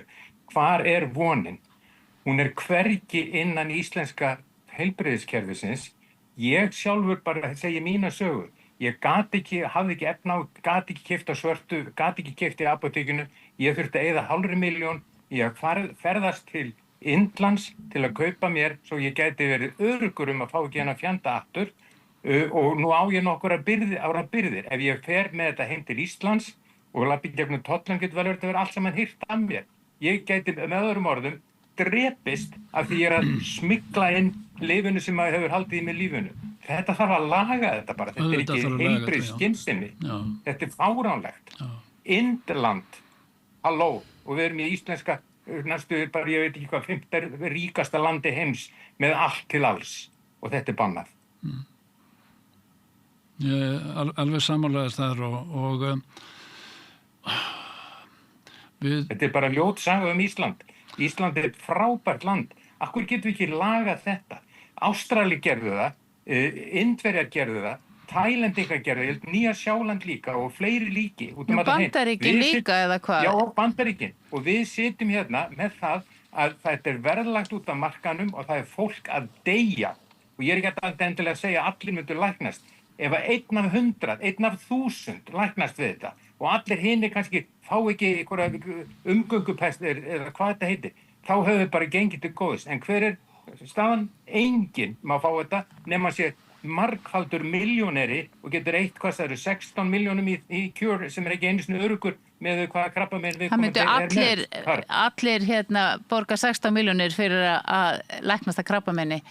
Þannig að það er fólk er alveg tilbúið að selja húsið sitt, þannig að ég held að það sé kannski ekki aðalmáli. Hitt er verra að við fáum ekki ráðgjöfina og að það er ekki einhvern veginn að upplifa sig ekki vera einhvern veginn vitneskjan. Já, og það sé ekki... Vitneskjun er haldið frá okkur. Auðvitað getum við ekki orðið sérfræðingar í hvert og eitt okkur. Gleðilegt að heyra ykkur báðum. Ég er búin að standa við 100 símtala á dag nánast í mörg ár með þetta. Ég er bara velkomnar í hópinn. Já, takk fyrir það. Ég á nú ekki beint heima hérna, en sko, ég er bara maður sem hef bara mjög fallega sögu að segja af því að nota þetta. Þú ert með fallega rödd hérna, Jón minn, ekki draga úr þér. Þú ert með fallega rödd og bara, þetta er æðislegt að þú komst fram. Já, sko, ég myndi gera aftur, það er búið að segja mér, þorir Jón að fara gegn kerfinu. Ég líti ekki á því að fara gegn kerfinu. En það getur vel verið að einhverjir aðrir innan kerfisins líta á þannig. Ég held það að sannleikur minni bara gera okkur frjálsér, bara birta þetta, mennta læknan í þessu. Þegar maður segir einhverja lækni, ég voru æfirmektin og það sem hjálpa mér, það við komandi flettir upp í tölvu og segir, ormalið, það á ekki endilega að taka, það eru 20 eða 50 virknir sannaðar með þessu lifi sem aukaverkur. Þeir pikka út þetta ljótast orð sem getur fengið. Dýralyf, ormalið. Þetta er áróður. Hvernig aflaði þú þér upplýsingu þetta ef að þú ert tilbúin til að vera dæmi fyrir okkur hvernig fólk... Poster child. Já. Þú lítur að hafa þurft að lesa þér svolítið til og aflaðir upplýsinga og nú ákasta að fara að nota þetta. Þeir sem þekkja mig segja það ég sem er galopið hugafar eins og hlöðundir, það kemst allt inn í mig og allt, þú veist, ég hef engan filter. Sonur minn fann þetta í fjölskyldu konuna sinnar, þekkinguna og læknatengingarnar sem ég þurfti á að halda og ég var búin aðeins að fá að vita þetta áður heldur en ég tók þess ákvörðun, ég bara tók hann út frá hjartanu. Ég tók hann ekki út frá skynsemi, út frá kunnáttu, ég tók hann út frá hjartanu þegar mér var sagt að ég væri að fara á einhver lyf sem kostuði fleiri 150.000 á mánuði. Ég ætti eftir eitthvað stutt og það var læknirinn sagði ég hefði aldrei skorið þegar ég hefði vitað að þú væri komið fjórðastigs krabbamein. Þá sá ég að það var ekkert að fá þarna út úr þessu heilbrigðiskerfi þó allir væri að vilja gerði. Það því þekkingunni var haldið frá þeim og er enn haldið frá þeim. Heldið þið að læknar vilji ekki vita hvort þessi til annar möguleiki heldur en það sem er að gefa fólki sem er með fjórðastigs krabbamein eða verið eitthvað annar möguleiki, eitthvað annar lyf sem geti hjálpað því.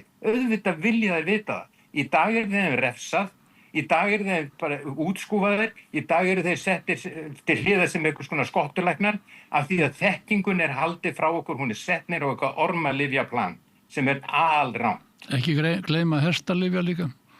Já, einmitt. Og ég heyrði sem að minnum að lyfjafræðingur sagði frá því sem að hún er að fjalla lyf til þess að upplýsa okkur, nota bene á bylgjunni. Hún sagði, svo maður heyra sögur af fólki sem tekur ævermektin kremið, kaupir það beint út í hestabúðinni og sturtar því í kokja á sér í andirinu og sagði, þetta var eitthvað á þessu leið. Ég sagði, hvers slags mynd er þetta af fólki sem er að reyna að fá lækningu, af hverju segir hún þetta? En hún sagði þetta. Og ég bara svo gáttaður á því hvað fordómarnir og þú ert öruggur greinilega í þessu heilbrigðiskerfi ef þú ert með fordóma gagnvart þessu lyfi. Ef þú ert ekki með fordóma, opinn, þá ertu kannski eitthvað sem að bera varast. Þetta sýnist mér vera skilaboðin í því sem að þessi óreyndi lyfjafræðingur kom með í þessu viðtalsþætti sínu. Já, hún náttúrulega kemur aldrei í sjálfu sér, henni er vorkunn finnst mér, en hún náttúrulega kemur ekkert að lækningun en bara til að afhenda sjúklingu lyfin sín, en það er annar mál. Hún er ekki í þeim kúltúr sem að læknarnir eru til þess að skrifa út lyfin, hún er bara að vinna í því sem að hefð og vani og það sem eru með í þessu kerfi, sko. Já, ég vil ekki gera hana blórabögglu þarna. Nei, hún er það alls ekki, hún er sett í bæðilega erfiða stöðu, segi ég. Já, hún velur það sjálf að vísu, hún velur það sjálf en það eru fjölmiðlarnir sem að stýra þessari umræðu. Já, nú erum við í fjölmiðli og við getum haft áhrif. Hvað viljið þið segja við... Við þurfum að fá uppstokkun í þessu þjóðfélagi. Við þurfum að fá breytingu. Það þarf hugafærbreytingu. Það er ekki bylting með pottum að pönnum niður á Austurvelli. Við þurfum að breyta hugsunarhættunum. Við þurfum að horfast í augu við það sem var að ske. Við þurfum að gera okkur grein fyrir því hvað þetta var alvarlegt. Ég nefndi þarna nokkur atriði. Það er eina leiðin sem við getum tekið einhver þroska. Annars erum við að endurtaka þetta alltaf aftur og við erum búin að endurtaka þetta með nýjum sóttvarnalögum og það eru einmitt þeir sömu stjórnendur sem stóðu á bakvið þessa aðgerð, skulum við segja, eða COVID-faraldurinn. Það eru þeir nákvæmlega sem að setja þessi nýju lög. En ef við engin árangur, ekkert byggt á neinni reynslu. Þeir segja það, þeir nota orðinu, innihalslaus orð er ekki það sem var gert í raun að veru. Þau hafa ekki haft í augu við þetta. Við vitum að það er erfitt að breyta kerfum og við kannski erum að sjá að það eru fleiri og fleiri að fara sínar eigin leiðir fram hjá kerfinu til þess að einhvern veginn gera það sem þið telja gott fyrir sig, það ekki? Jú. Ef að við erum núna að tala til þeirra sem að vilja fara örugga leið en samt finna lausnir, hvaða ráð hefur þú? Þú ert að segja, þú ert að taka á móti mörg hundru símtölum kannski á dag. Ekki núna, ég er búin að gera það undanfarin ár. Ég meina, sérstaklega þegar COVID var, en sko bara í mörg ár, já. Ég vaknaði með síman og sofnaði með síman á koddanum.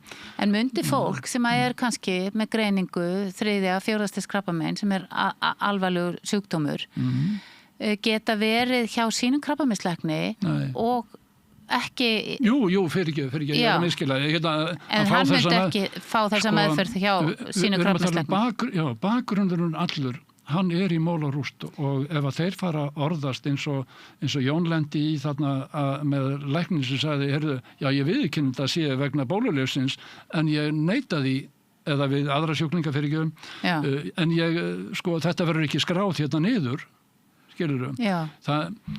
En er engin krabbameinslæknir á Íslandi sem myndi vera jákvæður fyrir því að halda utan sjúkling sem lausnin felst ekki í krabbameinslæknunum. Sko, það sem spurningin átti raunverulega heyrðist mér, ég var fljótur að svara, að hún átti að vera það getur sjúklingu verið hjá sínum krabbameinslækni áfram og nota þessa meðferð og það er það sem hann getur.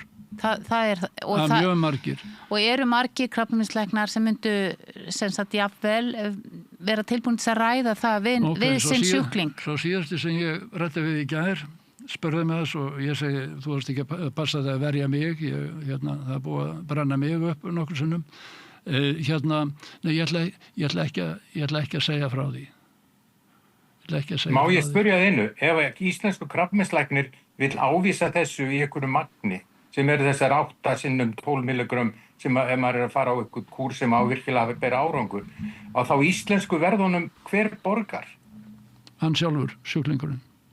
Þannig að þetta er orðið landsaða sem að einungis þeir sem að mikils með eiga stóran bankareikning geta fengið lækningu en hinn smælingarnir ekki. Það var það sem ég sagði áðan. Ég hef skrifað upp á þetta fyrir nokkra milljarðamæringa vegna þess að þeir vildi fá það strax út af framkvæmdekinu. En er rétt, Jón Ármann, þú hefur verið hjá þínu krabbameinslækni og hann veit hvaða leið þú ert að fara. Hefur það valdið einhverjum vandræðum? Sko, spurningin er aðeins og lítil með það sem ég er búin að taka ráðgjöf frá 3 læknum alls. Einn hafði ekki hugmyndu hvað það var og það er sá sem skar mig og það er sá sem að vildi setja mig á lyf sem ég vildi ekki og með hans góða hjarta þá get ég sagt þér að það var átakanlegt fyrir mig að bara segja nei, ég vil ekki þetta sem þú ert að bjóða mér.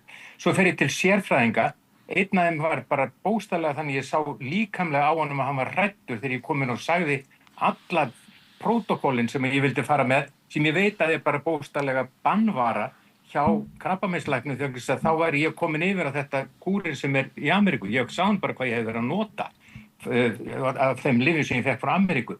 Og þriðji hlustaði og sagði svo bara já og ekki meira með það og bara, þú veist, vill ekki ræða. Þetta er alveg galið að lenda í þessu að eiga lífsitt Þetta er ekki að styðja hvað ég segja velíðan sjúklingsins sem að skiptir líka verulegu máli þegar verða kljástu svona að það sé einhvern veginn að lenda í klemmu gagnvart lækninu sínum. Klemman er svo að sjúklingurinn er ekki upplýstur þetta því þetta er skottulækninga, jaðar eitthvað, ormalyf og svona. Hann er ekki upplýstur að þetta getur hjálpað með öðrum lyfjum eða í hvaða samhengi sem er. Heldur er þetta algjörlega eins og svartidauði að minnast á þetta. Þetta er bara Það er bannvara. Það þekkjað ekki og það er bannað. En ég skil þá að sjúklingar velji frekar að bara treysta á sinn lækni frekar heldur en að þurfa að standa í einhverju stappi. Sjálfsögðu og það er sorglegt að segja og ég ætla að segja að vitandi vits hvað ég er að segja og sumir hafa þurft að því miður að gjalda fyrir það með lífi sínu. Og halló, þetta er stór orð. Nei, þetta er daglegt brauð. Já, það er sorglegt, þetta er svona. Ég horfðist í augu við þetta, ég fór aðra leið, ég á líf mitt að launa þessum lyfjum. Engu öðru. Þessum lyfjum sem ég gat ekki fengið á Íslandi sem ég þurfti að fara til þriðja heimslands og smyglaði inn í Evrópubandalagið. Það er einn annar en Jón Ármann sem hann var með 4. stigs, 3. 4. stigs, sem hefur sagt frá þessu óumberlega. Ég man ekki eftir öðrum í bili. Og mér finnst það ekki aðalatrið heldur að fólk þurfa að vera til að segja frá því að það sé að nýta þessa aðferð. En það eru mörg dæmi í Bandaríkjunum, sko, ég sá það er þessi umræða komin mun lengra. Allavega hjá einhverjum hópum. Málið það að þetta þarf að vera á borðinu sem valkostur fyrir hvern og einn. Núna það tekið út af borðinu, bæði með því að halda vitneskinu frá fólki og halda verðinu þannig að það fer engin heilvitað maður að fara á kúr sem að kosta milljónatugi jafnvel ef þetta er langvinnandi, þú veist. Og hann þarf að virkilega eiga fyrir og fær hvergi peninga lánaða til þess að gera það. Það er ekki gott að fara í bankan með svona businessplan að maður ætla að fara taka lyf sem kostar fleiri milljónar á mánuði og veit ekki hvort maður með gera út protokolltímabilið. Þetta er svo galið að ég bara get sagt að ég skammast mín fyrir að vera Íslendingur hvað þetta var það. Því að ég hélt að Ísland væri svona opið hugafarsþjóðfélag sem að geti tekið ákvarðanir fyrir sem er til hagsbóta fyrir alla. Þú veist, og þetta er heilbrigðismál. Hvað heldur að kosti þjóðfélagið að hafa krabbameinssjúklinga, þú veist, sem að þurfi ekki að vera rúmliggjandi, sem þurfi ekki að vera, þú veist, bara í klóm sjúkdómsins af því að það eru notuðar aðferðir sem að virka og hafa litlar eða engar aukaverkanir. Þetta lyf er ekki toxic. Það kemur ekkert út úr þessu nema gott. Það er kannski það sem ég langaði að taka utanum henni í lokin, að það sem ég las út úr þessu að það er ekki að fara að skaða neitt, þetta lyf. Það er í þessum allavega case studies og þessum rannsóknum sem ég hef lesið, þá virðist vera að það er ótrúlega góður árangur. Ég er ekki búin að kynna mér það alveg onni í kjölinn hvað þetta eru ábyggilega rannsóknir en allavega sumar ritrýndar og birtar í virtum vísindatímaritum. Og það er ekki þessar aukaverkanir sem að gera það verkum að ég myndi sjálf velja að nota þetta lyf ef að ég væri með einhvern alvarlegan sjúkdóm sem að þetta væri talið gagnast. Nei, það er ég bara rétt að minnast á líka að þegar við tölum um Bandaríkin að sko, jável til fylki í Bandaríkjunum sem að dæma lækna ef þeir neita fólki yfirmygtin. Það er allur gangur þar, skulum ekki gleyma því að við erum bara 1000 hér, en svona almennt séð má segja að statusin hér eða umræðan, hún er á mjög lágu plani, en það er einmitt vegna þessar aðilar sem er í það sem ég var að tala áðan með stjórnsýsluna. Það er ekki bara landlæknisembættið, það er ekki bara heilbrigðisráðuneytið, það er líka Alþingi sem að situr og þegir og hefur gert ýmislegt sem að þeir hafa ekki skoða kannski nægilega vel, það er ákvarðanir sem hefur verið teknar þar mjög En ég forritin þetta, sagður að væri fylki í Bandaríkjunum þar sem að allir læknar eru hvattir til þess að nota ævimettin.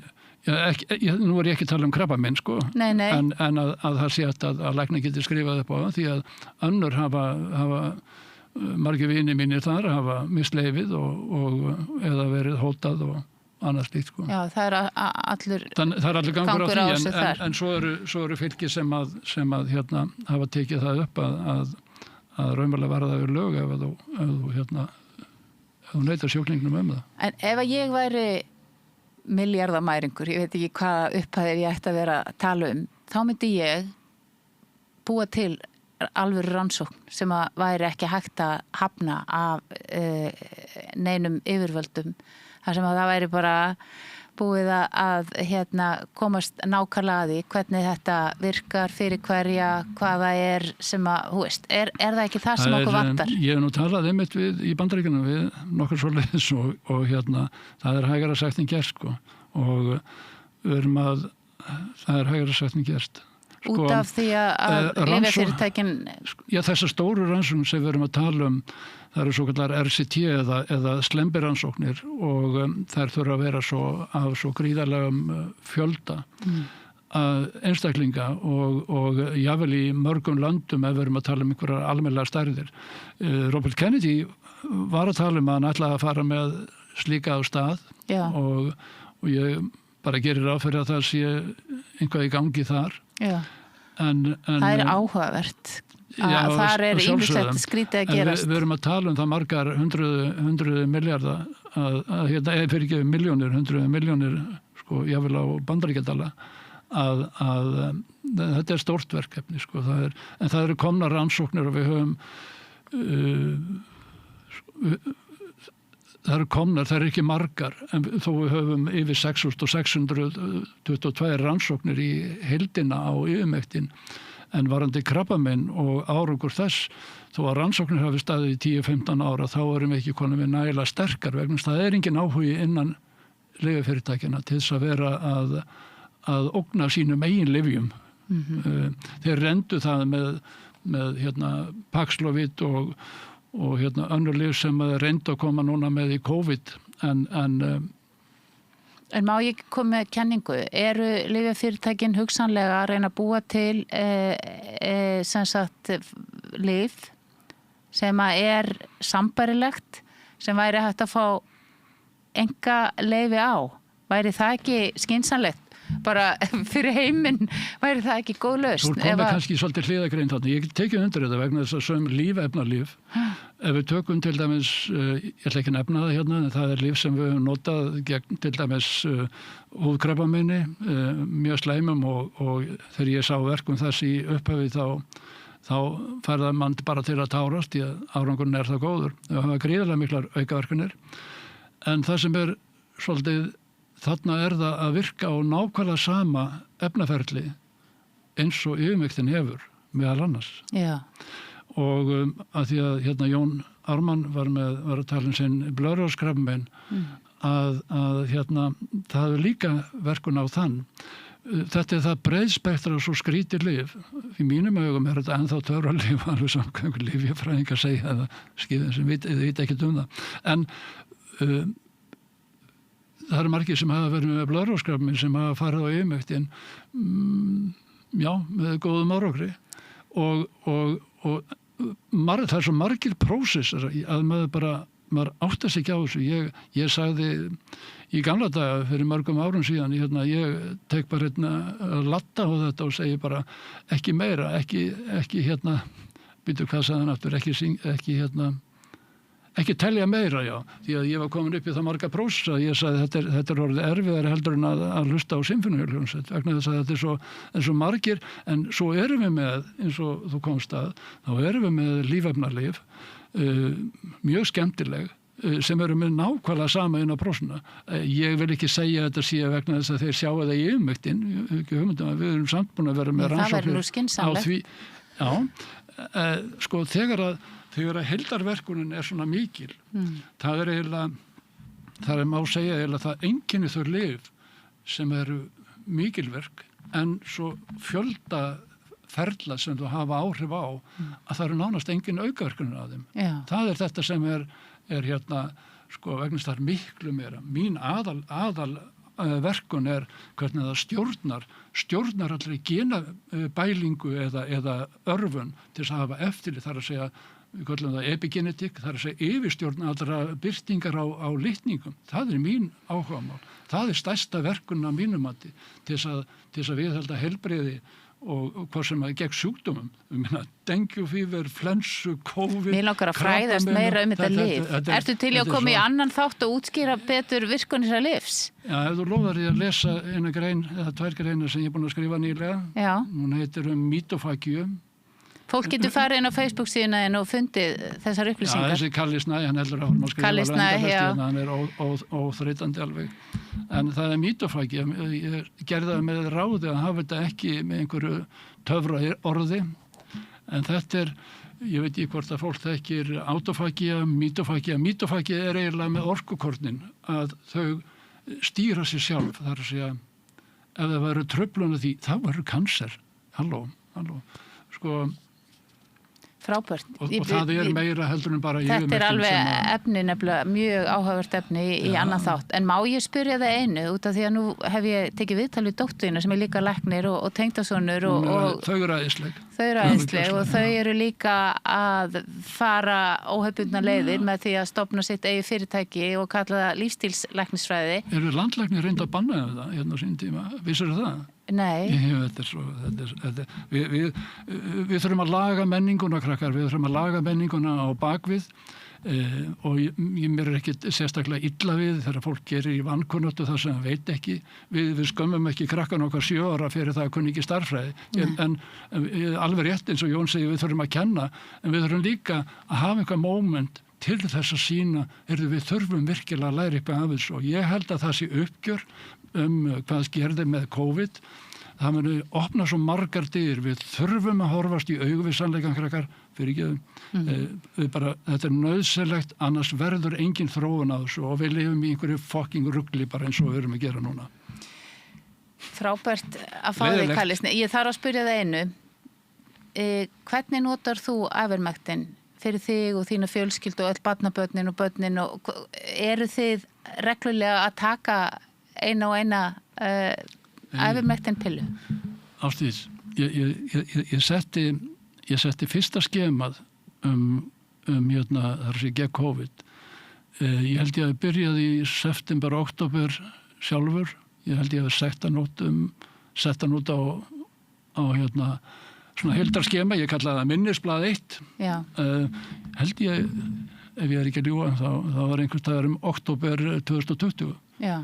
Varðandi sprautuskaðana sem gríðarlega mikil og þú gleymum því ekki að sá, sko, þeir sem hafa látið sprauta sig og að fá krabbamennin, það er mjög að sjá við miklu erfiðari krabbamenn við, ég að tala þá krabbameinslæknar yfirleitt, ég vil að sjá nær í krakka, ég vil einn kollegi minn hérna í Bandaríkjunum, hann brotnaði alveg þegar hann fekk 8 ára krakka í krabbamennu sem að bólusettur fyrir ekki með hérna kansir sem að yfirleitt kemur ekki fyrir mjög háöldruðum, kannski svona svipum og ég svona, eða Jón Ármann, sko, bara óþekkt nánast.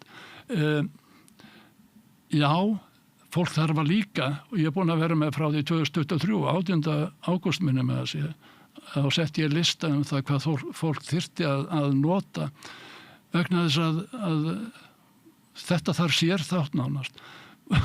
Sko, áhrifin sem verða á bóluefnunum við hertökum orðið hérna prentsmjör okkar, þar að segja endurritunar á eggjahvítuefnum eða próteinum og öðru til þess að framleiða eitur.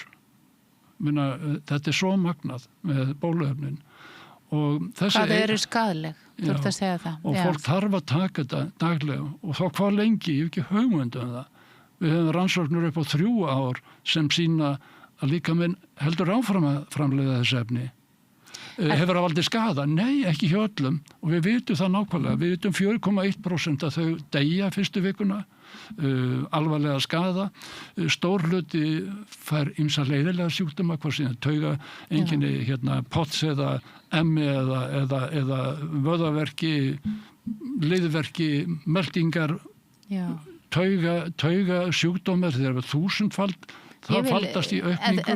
Þegar ég spurði hvort að þið takja ævermektin, þú og þín fjölskylda? Nei. Ég tók að reglulega sem fyrirbyggjandi og ég var náttúrulega að vinna út í Svíþjóð á bráðamóttökum og sífellt að vinna, vann allan tíman þegar maður svona frá konunni og börnum og þá vann maður bara stöðut en vektist aldrei. Þannig að auðvitað, ég tók það á til. En notarðu það? Er það ekki svona, þú veist, notað ef maður er að fá flensu eða, þú veist, myndir ekki eiga það inn í lyfjaskáp? Ég á það. Já. Það versta við að hvort sem ég mér er gefið það eða ég kaupi það eða næmir í það að ég enda alltaf með að gefa allt en ég mér helst ekki á neinu yfirleitt en það er auðvelt að ná sér í það. Ef eitthvað þínu fólki fengi... Ég ætla að segja eitt sem að þegar ég reiknaði út þetta sem kostar 137 krónur. Það er að vísu miða við verð á þessu lyfi sem er að markanu hérna á Íslandi, á þess að fólk viti það. Og það er yfirmektin sem kostar 137 krónur í staðin fyrir 12.000 eða 14 skall. Í raun og veru þetta er einn af hreinustu, og ég er búin að ræða við 2020, þá rætti ég við, sko ég fór nú ekki að opna munni fyrir ég var búin að kafa allar og tala við aðalvísindamenn Boehringer Ingelheim sem er með umbóðsæðali fyrir þessi lyf bæði í Norður-Ameríku og Evrópu. Þetta er einlega hreinasta lyf fyrir yfirmektin ef við bara tölum það. Það er ekki eins og Súlandra sem fólk nota fyrir rósuða sem að slærið við. Það er svona, fólki finnst verra að vera að taka þetta með skýri eða jógurt, en þetta lyf er umverulega það sem nota fyrir hross hér á Íslandi. Já. Og þetta er á formi sem er stungullyf og það er sérstaklega hreint. Yfirleitt eru ekki eins há gæðakröfu til dýralyfja. Þetta er hæstu, það er ekki hægt að gerast meira.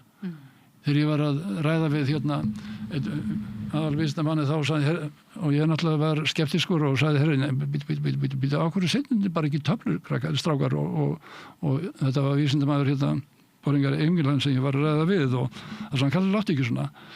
Heldur ég sem ekki með gæðin í lagi, þá er vinur minn, hann er með alla veðhlaupa hesta sem að keppa mótum allan heim og hann notar alltaf yfirvektin fyrir þá, áður en fara í keppni og engi verður veikur, það er allir allir hittast og þá verður allir veikir í fullt á svona hestamótum. Þá sagði hann, Kalli, heldur við séum að spara eitthvað, sko, líftrýningarnar þínar eða hestana, það eru á mörg 100 milljónum eða milljarða virði. Við erum ekkert að gera neitt djók úr því. Þetta eru hæstu gæði. Raunverulega er það að vísu bara á einu afbrigðinu sem ég skoði. Ekki önnur. Það er lyf sem að hestamenn nota sem heitir Ivomec. IVOMEC. Í 1 millilítur er 10 milligram nánast eins og tablan sem að við erum með á 12.000 skall hérna. Það kostar 137 krónur að þú kaupir það í stungulífunum fyrir dýrin. Við erum dýr líka. Þannig að dýralæknar getur útvöðu okkur æfurmektin. En nú verður þeir náttúrulega allir vitlis og allir teknar á teppið. Ég er bara kannski að skemma fyrir að því að þetta hefur verið notað í 6 ár. Og það er þeir geta fengið á hagstæðu verði ef það er ætlað fyrir hrossin. Þú veist að segja það. Já, og erlendis líka. Já. Heyrðu, þetta voru dýrmætar upplýsingar og þakka ég kærlega fyrir. Ég er að skoða heimaleiðina sem er framleitt hérna á Íslandi. Ég kom á seinna tíma. Það er enn meira svona vikant. Eins og þið sjáu þá er heilmikið eftir í þessari umræðu og við kannski bara hefja, þú veist, þessa stóru umræðu og ég er eiginlega orðlaus, veit eiginlega ekki hvað. Farðu með mér í, farðu með mér í þá vegleið að við fáum gögnin svo við getum farið að birta rannsókn á því. Við sem sagt auglýsum eftir hvaða gögnum þá? COVID-gögnunum, þetta er núna ég er með máli núna hjá umboðsmanni Alþingis eftir að hafa farið frá úrskurðarnefnd upplýsingamála og þetta er erindi sem að held ég sé einn af það brýnasta. Já, það er út af þessum nýju lögum sem að... Nei, það er annar mál. Það er sóttundalögin. Það eru mörg mál og við þurfum að hætta nefnilega núna og eins og þið sjáu það getur við tala þetta í allar áttir í allan dag. En við erum sem sagt búin að vera að ræða það að fólk er að læknast að krabbameini með því að nota æfurmektin og eiginlega allt sem staðfesti það af þeim upplýsingum sem við höfum í dag. Og við erum í rauninni að auglýsa eftir því að það fáist umræða í gang þetta til þess að við getum farið að stuðla heilbrigði eins og við getum fyrst að þetta lifi til. Ég bið ykkur bara að meta fyrir ykkur sjálf hvað ykkur finnst og takk fyrir í dag. Frjáls fjölmiðlun á í vök að verjast allstaðar, ekki bara á Íslandi. Peningavaldið og sterku hagsmunaöflin eiga greiðan aðgang að stjórnvaldi og fjölmiðlum og eiga jafnvel sína eigin fjölmiðla. Þess vegna er samstöðin svo mikilvæg. Hér er pláss fyrir allar raddir, málin eru krufin til mergjar og samtölin eru stór og innihaldsrík. Samstöðin er mikilvægt lýðræðistæki. Ég heiti Kristín Helga Gunnarsdóttir og ég styð samstöðina.